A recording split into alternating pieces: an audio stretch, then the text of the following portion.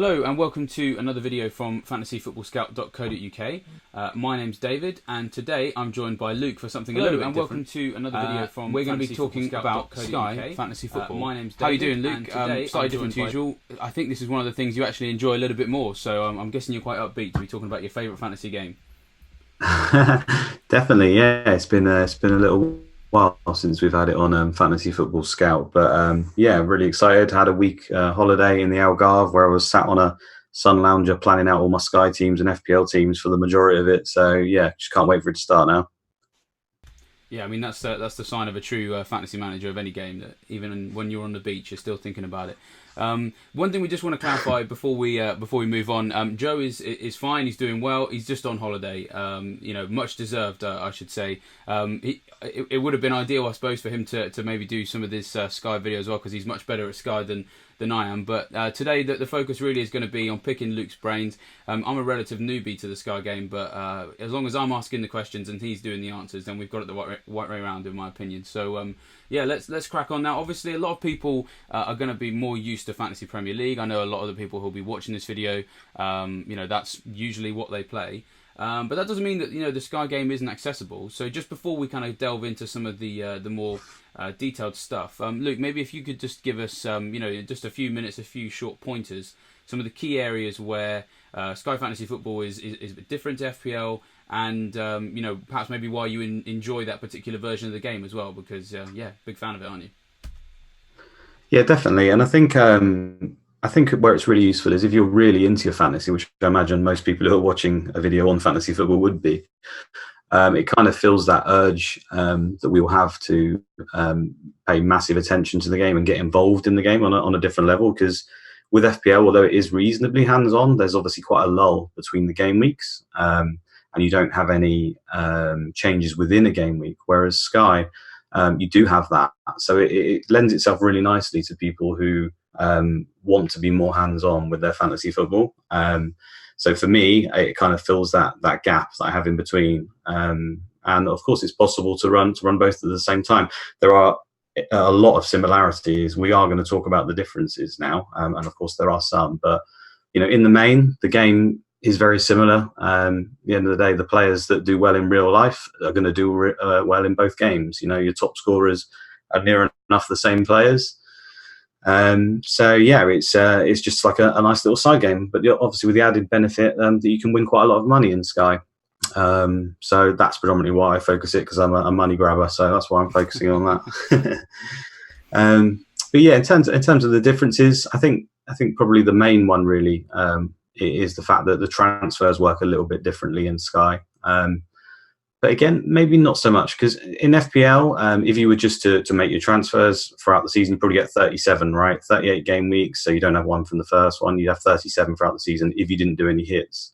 Obviously, you can do as many as you want if you want to do the hits. Now, with Sky, you have 40 transfers for the season, so fairly similar there. But the difference is you don't have any other options. You have to use those 40 or lose those 40, and you don't have the option to make hits and do more.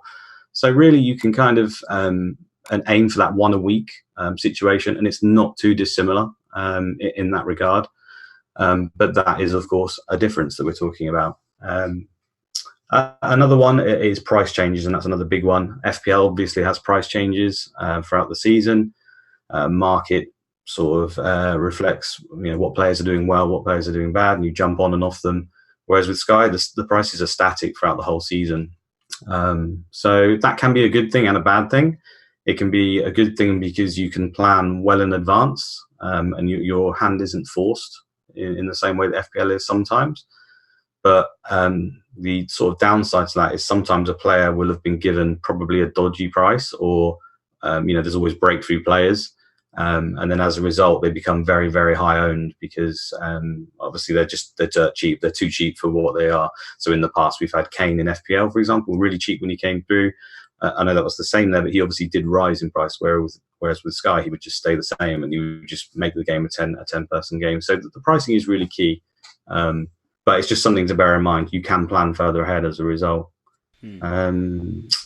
Yeah, so there's a lot of other ones like it also is really heavily focused on bonus at Sky compared to FPL. Now I know FPL there is a lot of work you can do around bonus, but ultimately you're only getting sort of 3, 2, 1 points on each game.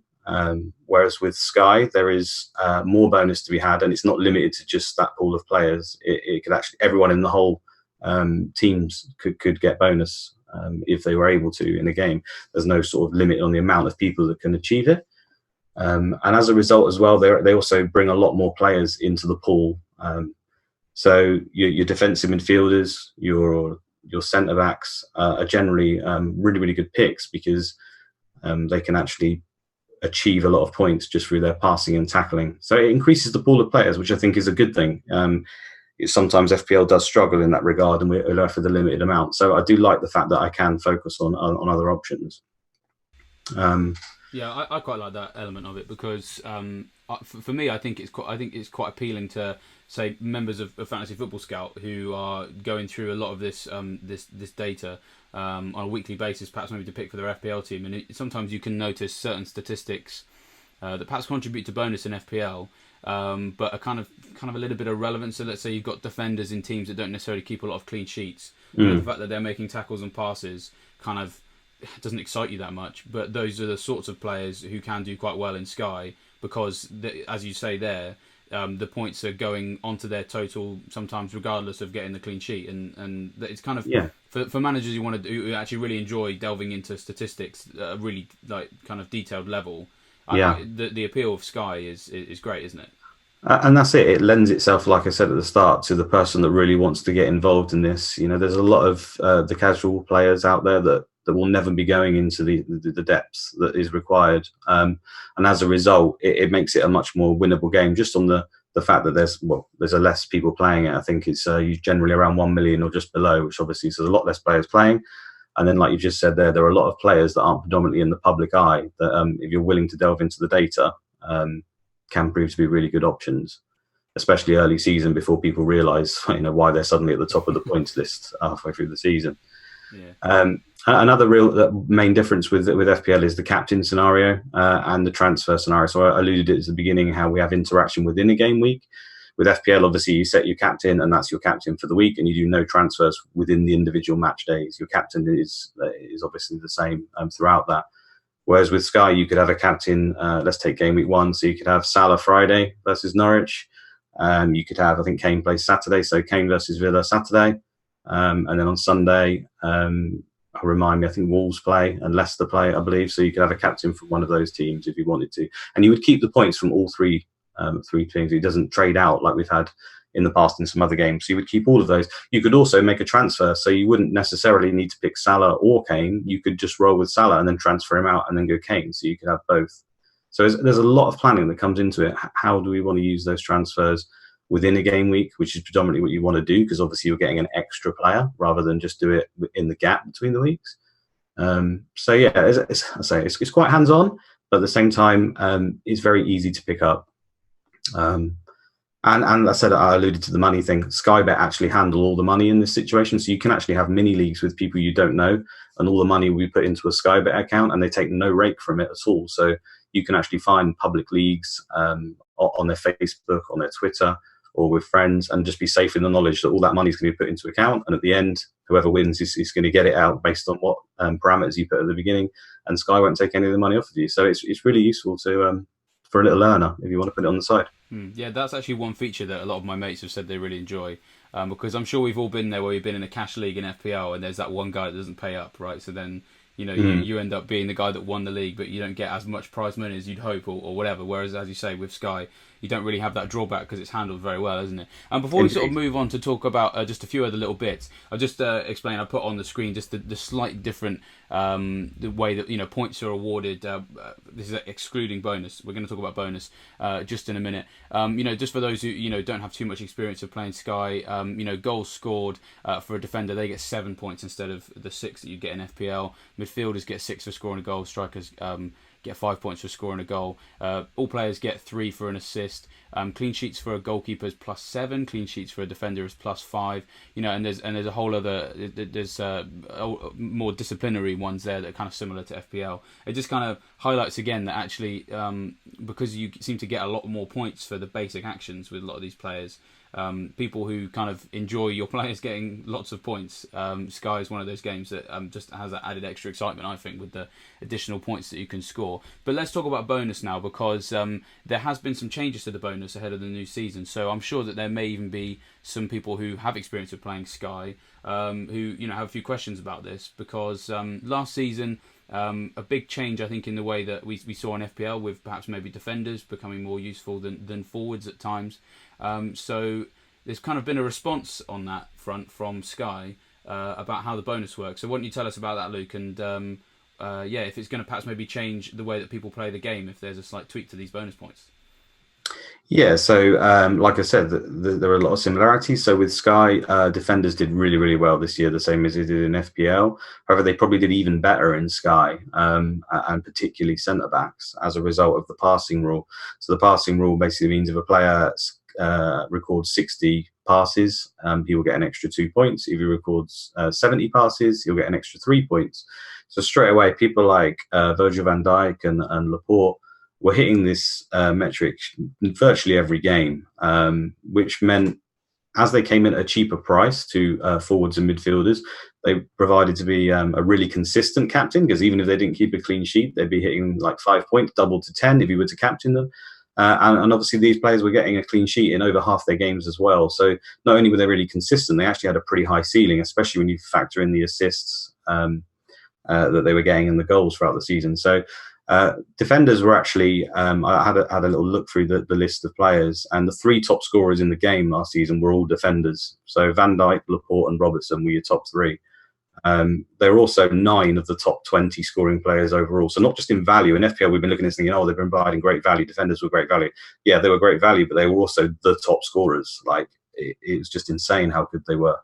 So they have tried to adjust that, but not by dampening their potential particularly. They have increased the prices of defenders across the board, which I think is a really good thing. And they have put the strikers and midfielders slightly down in price. So straight away, the value is starting to equal out a little bit more there.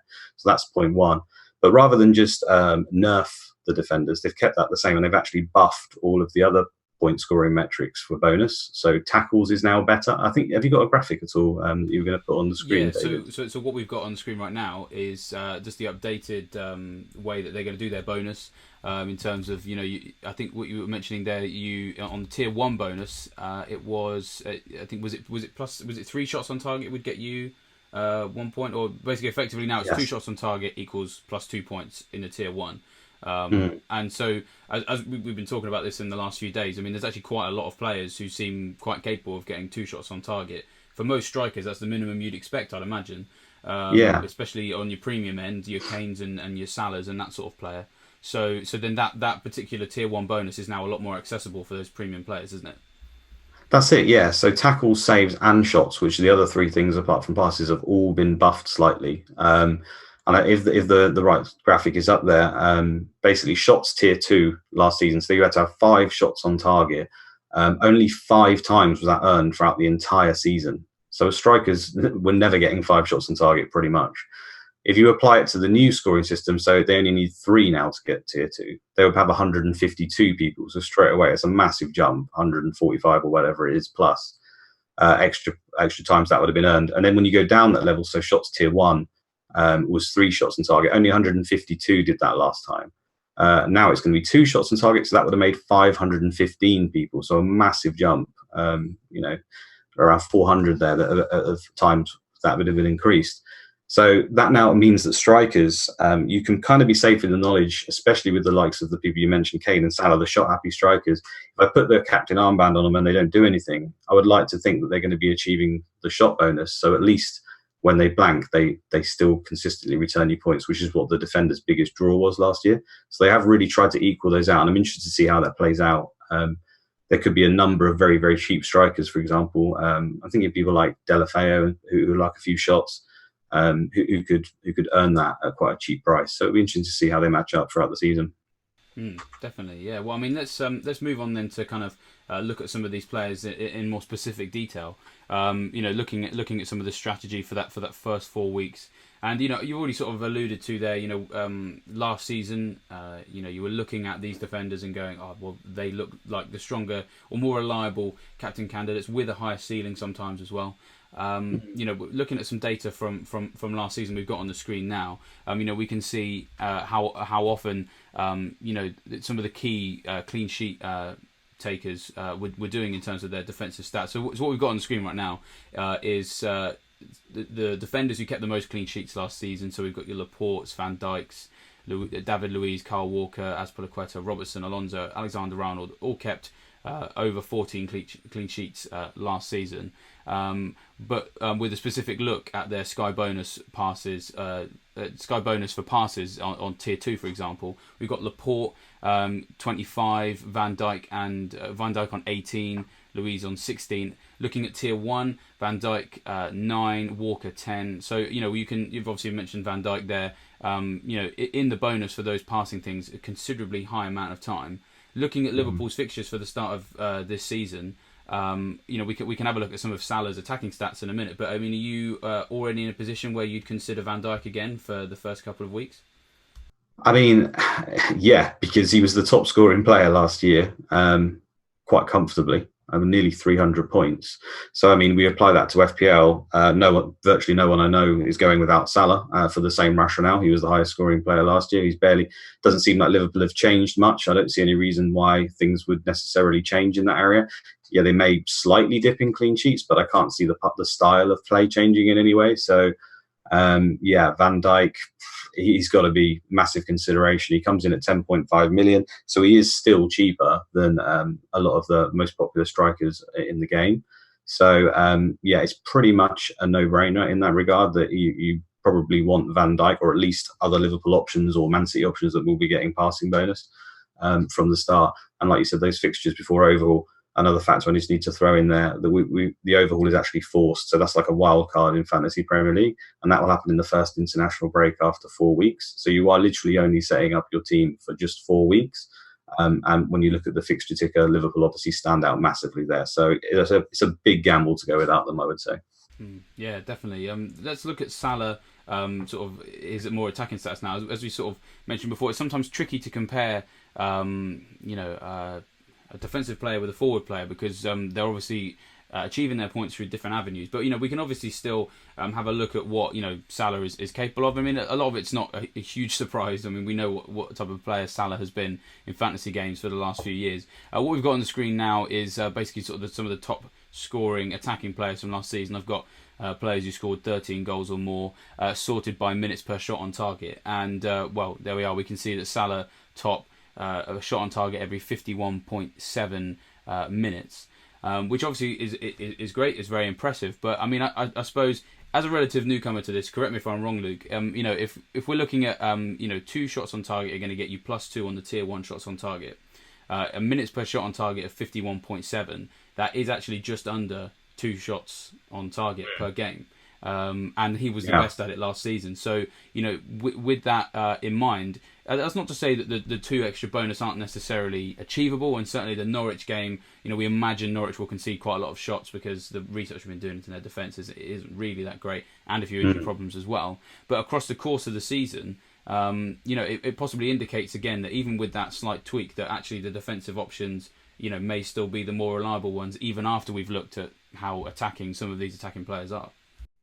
Yeah, it definitely suggests that, doesn't it? And it's like you say, it's going to be targeting those games, really. It's going to be those games where, over the course of the season, I expect Van Dijk and Laporte to probably be the highest scorers again. And if you were to play with a dead team, you would probably just leave them as captain, so to speak, for the majority of games. However, there are going to be the occasional fixture, for example, home to Norwich, where you're going to think that Salah's ceiling's potentially higher here. Not only is he probably going to get that bonus of shots on target, but you'd like to think he's going to achieve a goal and an assist or something along those lines and then outscore him. So it's definitely a consideration on each game, and you are playing the lottery a little bit when you play with a striker in that way. But I mean, we're all dreamers, right? We're all probably going to end up putting the armband on Salah and just collecting that nice sort of 5 to 10 points from Van Dijk. Because ultimately, one goal, Norwich could score. It could happen, and then straight away, you're watching the rest of the 85 minutes just be upset with yourself as Salah bangs in 3. So, it's something to think about for sure. Yeah, and I suppose the other thing, of course, is that in these situations, Salah perhaps more likely for man of the match, sorts of things like that as well. You would have thought so. It would probably go to an attacking player. I can't see Van Dijk having to do too much in that game. Man of the match as well, just touching that, has actually been dropped in points. It was 5 and now it's 3. So it's not as powerful as it was, but obviously it's still great to pick up, especially if you couple that up with the armband, you're getting an extra 6 points. So it's great. Let's move on to one of the other sort of strategic considerations then. One that we've kind of touched on already, but in terms of, with a specific look of these first 4 matches, first 4 game weeks, I should say. Obviously, you mentioned that with your captaincy, you can have a different one for each day. And of course, with the way that the game works, some people might want to have coverage for some of these days where there is only one match, for example. So you've got where the season starts on a Friday night, Liverpool against Norwich. That's quite an easy one because I think even if it didn't have the day feature, you'd still be backing in players in from that particular game. But looking ahead to game week 2, you've got a Monday night game between Wolves and Man United. And then if we look ahead to game weeks 3 and 4, we've got a few other instances like that. We've got Aston Villa against Everton on a Friday night in week 3. Sunday of that week, you've got Bournemouth against Man City, Spurs against Newcastle. And Sunday of week 4, Everton versus Wolves, Arsenal versus Spurs. So you have some of these outliers in a lot of these situations where you can potentially captain players on these days, but they can be a bit tricky because you might end up carrying some of these players. So where do you stand on some of these outlying game days, the way you currently see it? Yeah, I mean, I think we're lucky in the fact that we have got the overhaul after 4 weeks, so we can really try and set up our team to cover the majority of those games in this instance. Now, trying to cover every match day from that point onwards throughout the course of the season, it basically isn't going to... I mean, it could happen, but you're probably going to pay for it. You're going to be bringing in players you don't particularly want long term. You're going to be burning through transfers as a result to cover them. So it really is probably one of the highest levels sort of skill /luck factors in the Sky game is, do I cover that match day or do I not? A lot of the times these players will blank. A lot of the times they'll do nothing, but it's the fear. You're sitting there thinking, I don't have a captain today. All of my rivals are sitting there with, a Man United captain for the Man United Wolves game, for example. I don't have any Man United players in my team. All it takes is that one player to do well, to score a goal, get man of the match, something, and suddenly you're 20, 30 points down, from one game. So it's that fear factor that does play a massive part. And judging that throughout the season, if you can get most of those calls right, then you're going to be right up there. And that's kind of like I say, it comes from experience, but it also there's an element of luck to it. It's one individual match day. But because we've got those 4 weeks, we can kind of address it. And I myself will be covering all of those match days to begin with. But there are sometimes players you wouldn't expect, which also is another thing I like about Sky. It's like on that Monday game, I'm probably going to have Diego Jota as my captain versus Man United. Now, I'm never going to be doing that in FPL ever. But it is nice to have it because obviously it throws up these little surprises here or there for players that just do really well. So Diego Jota is actually a midfielder in Sky, and where he's been changed to a forward in FPL, and he comes in at a really cheap price. So I think he will be in a lot of people's squads, and that way you get to cover probably a really good players, a really good price. So even if he didn't have the captains, you'd probably consider him. Whereas a Man United player, I don't really think there's that many standouts. The only one would probably be Wan-Bissaka, just for his ability to get tackles. The rest of the options don't really scream pick me, especially in the overhaul. So we're quite lucky in that I think Jota is just a great option, full stop. And it's kind of those players you want to look at. Is he a great option outside of the captains and for the individual captain match days? And if the answer is not yes to both of them, then you probably want to ignore it. That's generally the rule I play by. So do you think perhaps maybe a fixture like Villa versus Everton, is that a fixture you'd like to cover? You sort of mentioned before when we were planning this video, maybe Sigurdsson or Digne, probably the popular ones from Everton perhaps. But there's also this Aston Villa right back, Frederick Gilbert, who looks like a player who ticks a lot of boxes in terms of the right metrics, but holding that player for those 4 week period when maybe Villa's fixtures a little bit tricky. I mean, where do you stand on that particular game?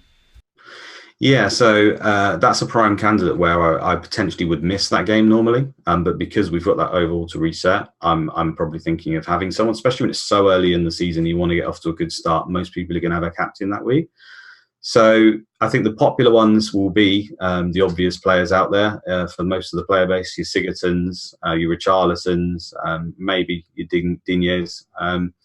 But Gilbert serves another purpose. He's not. I wouldn't have him just to have him as captain on that game day, because the chances are they concede. Right, they're a promoted team. But it's the fact that he's so cheap. He's 4.5 million, which is actually the cheapest price in the game. So the same as having a non-playing defender, really, which has been a valid tactic in the past. It has been just because of the budget constraints. You could actually pick a player who wasn't even going to play a game just because he was the cheapest one, and then really focus on your other 10, making them really good standouts. And that has worked for periods in Sky before. So with Gilbert, we essentially just need him to take to the field on a few of those days for him to be worth the price. So in his is a special case, and the fact that he comes with really good tackle stats just makes me think that in that game, probably going to be up against Richarlison as well, if he does play, who's going to be running with the ball quite a lot, you would have thought, or trying to dribble past people.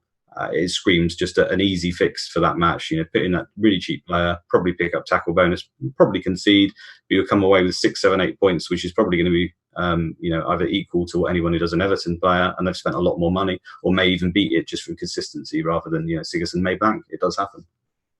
Yeah, certainly an exciting looking player. Obviously, you mentioned there that the price is really handy because he's so cheap. It doesn't necessarily matter if he doesn't play, because it is just worth saying that at the moment he does face competition, of course, from El Mohammadi in that right back slot. El Mohammadi was obviously the favourite at right back last season, obviously more experienced in the Premier League with his time at Sunderland and Hull, which is not to say that he's necessarily going to continue playing this season. He's not getting any younger, of course, so Gilbert might play. We just got to see. But like you said, the 4.5, it's akin to having a 4 million defender in FPL. It doesn't matter if they don't play, they're there to save you money. So anything else they do is a handy bonus. You've obviously mentioned there some players that you quite like the look of. He's one of them. Let's talk about what your team's looking like at the moment, and some of the players that you're considering for the squads that you're looking at. Yeah, I think you've been bringing them up on the screen. Is that right? So it'll be easy to talk through. Yeah, that's right. It'll be up in just one moment. So you start talking, and your team shall appear momentarily. Okay, so in Sky, you actually get 2 bites of the cherry. They give you 2 teams to use, and I think that's really good, especially because we've got the overhaul in 4 weeks. You can kind of just have 2 almost completely different teams. You want to go from 2 different angles with it, and then whichever team, if you don't have the time to focus on 2 teams, because I struggle myself, to be honest, I'll probably pick whichever team had a much better start and then pay more attention to that team moving forward, and use the other one more as generally punts. But obviously, if you've got loads of time on your hands, you want to take them both really seriously. But one of my teams, I've basically gone heavy on the fact that captain armbands for strikers. I just thought, I'm going to go for it. I'm going to have your Kanes, your Aubameyangs, your Salahs, people like that who've got really good match days, especially early on. Home to Norwich for Salah, home to Aston Villa for Kane. The Newcastle game for Aubameyang also looks pretty good, and then he has Burnley straight away after that. So I'm kind of rolling the dice on one of the teams and just seeing whether I hit on those captains or not.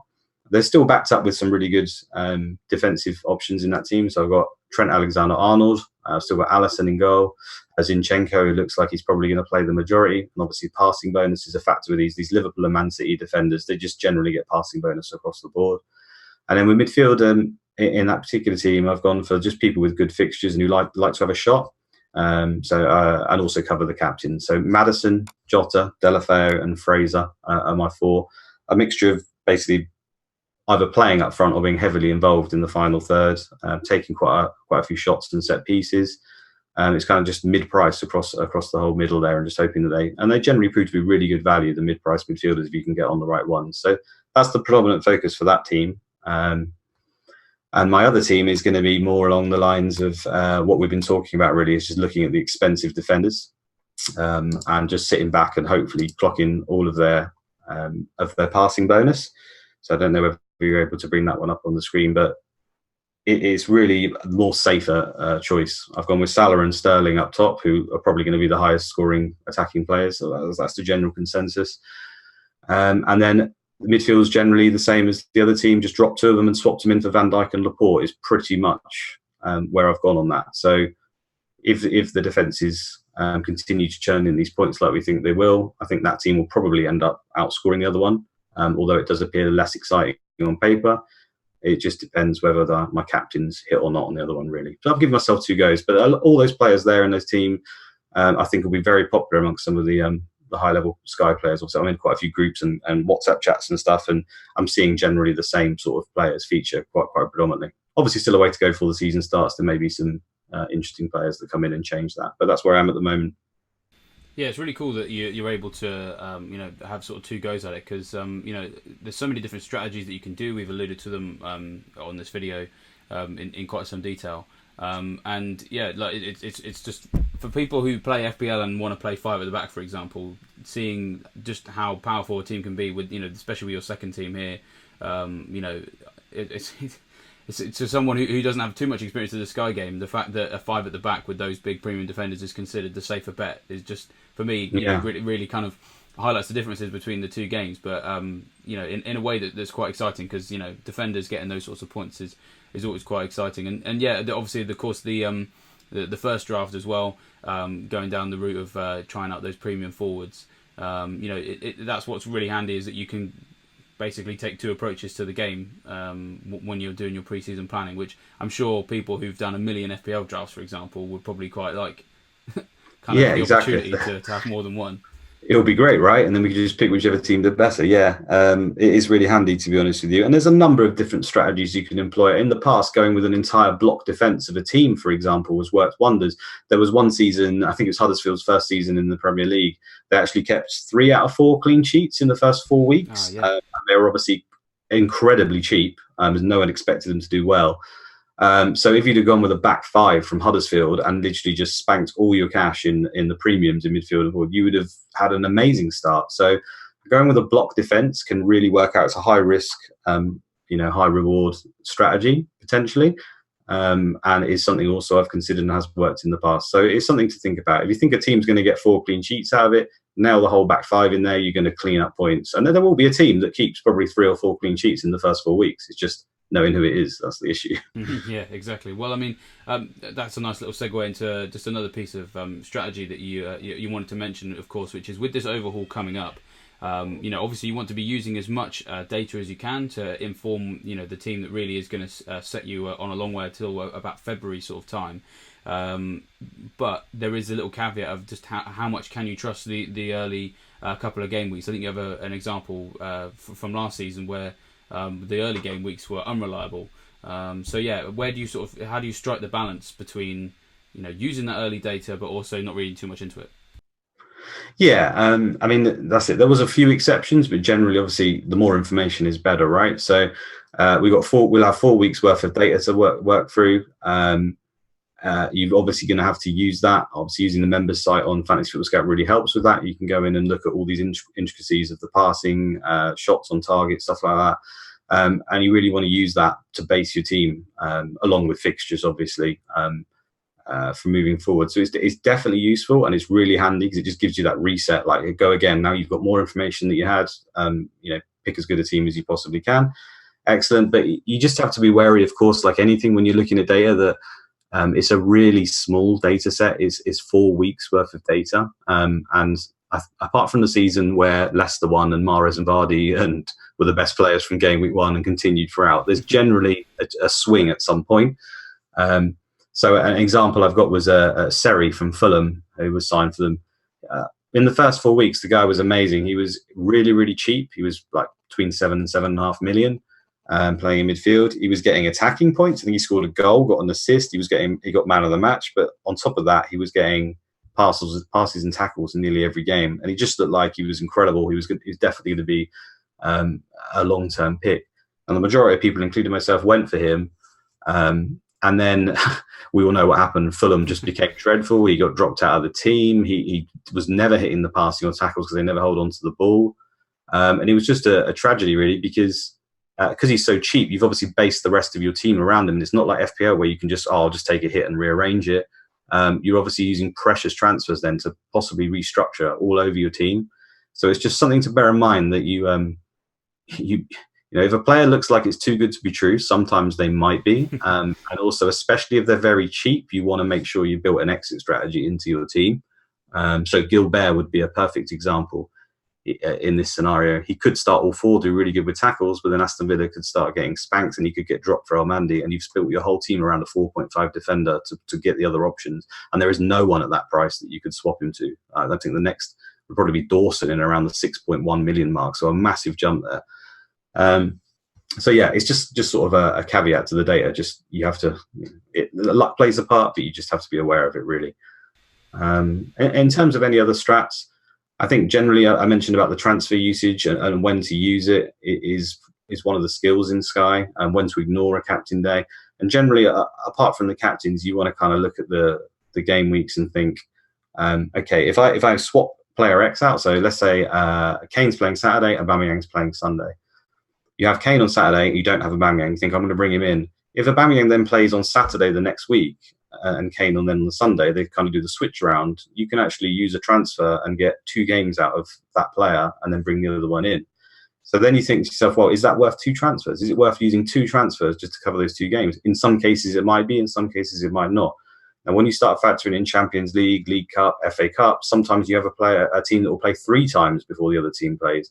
And generally, if you're going to be having a player play 3 times and they might be a captain on one of those days, so we're talking our premium players who are probably going to also get the armband, it starts to really add value to that transfer, and you strongly have to consider it. So it's trying to look through the fixtures and pick out those moments where you think, that transfer, you're going to be extremely unlucky not to benefit from that, which can happen, obviously, but it's something to bear in mind. Yeah, it's a good extra piece of strategy there, again, that highlights really one of the strengths of this game. It's if you're looking for a game that you basically need to kind of look at almost every day and make changes to every day. Somewhat reminiscent, I think, of some of the games for perhaps like the World Cup and the Euros, where you are making decisions every day. Then it really is a game that you're going to enjoy. And so just worth saying, as we've kind of already alluded to on this video, and we've used some stats as well. I mean, if people are looking to play this game, haven't played it before, maybe they have played it before and they've not signed up to Fantasy Football Scout membership, then the membership area is really, really helpful for specific reference a lot of the time to those bonus avenues, because you can look at pass completion, you can look at how often players are making tackles, and all manner of different things that contribute to those bonuses. And of course, the rest of the membership area is also going to help you analyse who's going to score the goals and get the assists, just as it does in FPL. So it's definitely worth looking into that if you haven't done already. We've got links in the description about how you can sign up and what other benefits you can get. So make sure that you consider that. As we've already mentioned also in this video, we're going to be having a bit more Sky coverage this year. So keep an eye out for a few articles that are going to go out on site before game week 1 with a bit more detail in terms of advice. There's only so much we can cover in a video without talking on here for hours and hours. I'm sure that Luke could probably talk for days on end about Sky Fantasy Football. So we'll have those articles to give you a little bit more detail. But apart from that, that's all from me. Thanks for being on the video, Luke. It's great to have someone who knows what they're talking about. Yeah, maybe I do. We'll see. Proof will be in the pudding at the end of the season, right? Yeah, we'll see in 10 months. Yeah. But yeah, it's a goodbye from me. Goodbye from me. Goodbye all.